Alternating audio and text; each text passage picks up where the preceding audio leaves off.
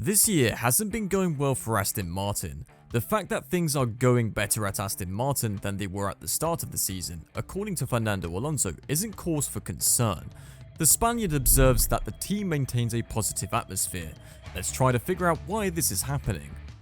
Aston Martin was targeted every race weekend at the start of the season. Fernando Alonso represented the team on the podium 5 times in the first 6 races. Since then, the Silverstone team has struggled to maintain this form, with Alonso only making the podium at the Canadian Grand Prix. Lesser results also have an impact on the Constructors' Championship position. Mercedes has caught up to the British team, and the resurrected McLaren is closing in fast. Despite this, Alonso is pleased with the start of the season, particularly given the difficult season of 2022. The atmosphere in the team is good. It's a party almost every weekend. They were 9th in the Constructors' League when I signed the contract last year at Spa. Only Williams was left behind at the time. We're now higher than Ferrari, for example. That's incredible. The strong play in the first half of the season came out of nowhere. Despite his team's loss of momentum, the Spaniard remains optimistic about the performance of his car. We are enjoying the good things about the car and the new factory. The team is also buzzing with new energy. Obviously, we have lost some performance in the last few races, but it's not as bad as the press questions imply. We were 4/10 off the pole last weekend in Hungary, which is a great performance considering last year, but we settled for 8th. The fact that Aston Martin is losing ground.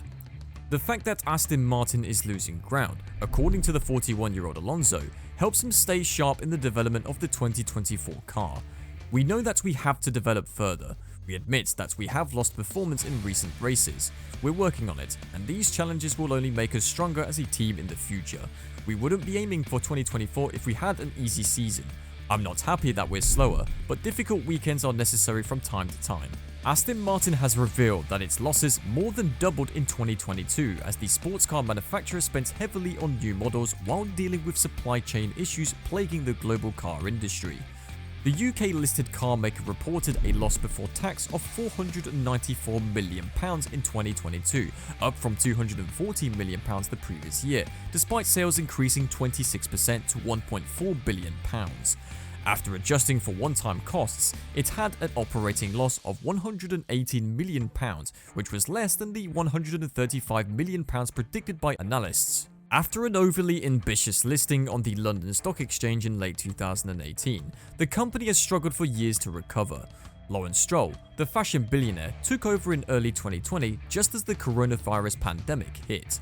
Since then, Stroll has sought to move Aston Martin's brand upmarket with higher prices and reduce the company's crippling debt pile, including a £650 million fundraising in July that included money from Saudi Arabia's Public Investment Fund. Aston Martin sold 6,400 vehicles in 2022, but it needed to be improved by higher spending, including reinvestments in marketing and costly new product launches and the impact of high inflation on its operations.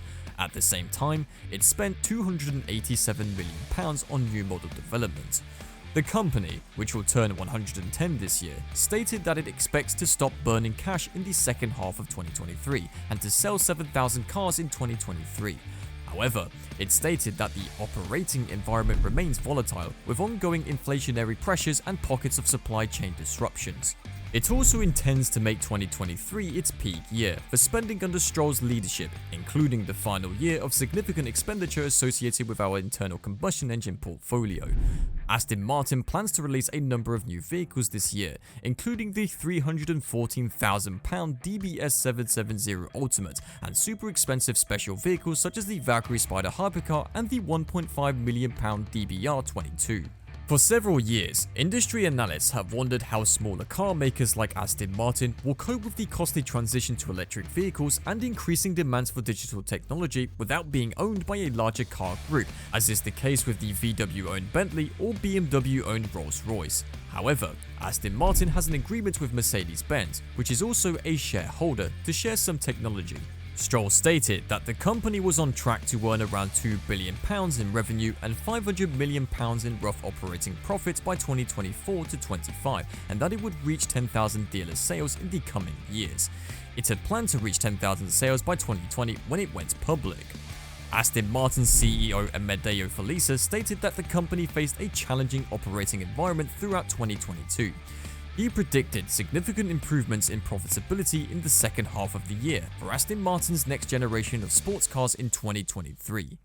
The incredible transformation of the Silverstone-based outfit has been one of the biggest stories of F1 2023, with Fernando Alonso claiming a stunning podium at the season-opening Bahrain Grand Prix to back up Aston Martin's early promise in pre-season testing. Aston Martin had the second fastest car in Bahrain, trailing only the dominant Red Bulls.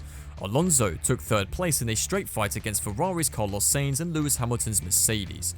Lance Stroll, injured in a bike accident and unable to participate in testing, split the Mercedes with a strong drive to 6th place. Aston Martin made by far the most progress over the winter, surprising even themselves, with one engineer admitting that the team thought their data was faulty due to the magnitude of their gains. "We wanted to be better than last year's Red Bull in all areas with the AMR23, the engineer explained to Automoto and Sport. "We worked with values calculated from GPS data. When we actually exceeded these targets, we assumed we must have made a mistake." Thanks to a remarkable turnaround, Aston Martin has gone from a lower midfield runner to potentially Red Bull's closest challenger this year. Aston Martin believes they have a good baseline to continue developing the AMR23 throughout the season. In a cost cap environment, you need to start with a good baseline because you cannot afford to spend what you have available on just developing, team principal Mike Crack explained. "I believe this is also why we were aggressive with the targets we set for that car." Obviously, it's not always easy to achieve, but our team has accomplished great things there, and it's much easier to develop from this base than last year. I think last year, we managed to get better over the season, but we also saw how difficult that is in terms of, because of the intensity that you have with racing and cost cap, you are really tight, Crack added. "I believe we have a development strategy that is independent of Red Bull. The regulation's primary goal was to reduce the outwash effect, which causes the dirty air that impedes F1 cars from following closely. However, the aerodynamic tricks that produce that outwash are beneficial to performance, so it was inevitable that as teams worked to find ways to circumvent the rule's attempts to limit them, dirty air would reappear. Given that the combined design and development power of the 10 F1 teams dwarfs that of the rule makers, the FIA is outgunned on this front. Whether you have ground effect cars, flat bottom cars, or some other concept entirely, there will always be the push and pull of regulations designed to increase the traceability of the cars and designs counteracting that work. Let's hope for the best for Aston Martin. Please leave a like and subscribe to the channel, it really helps a lot.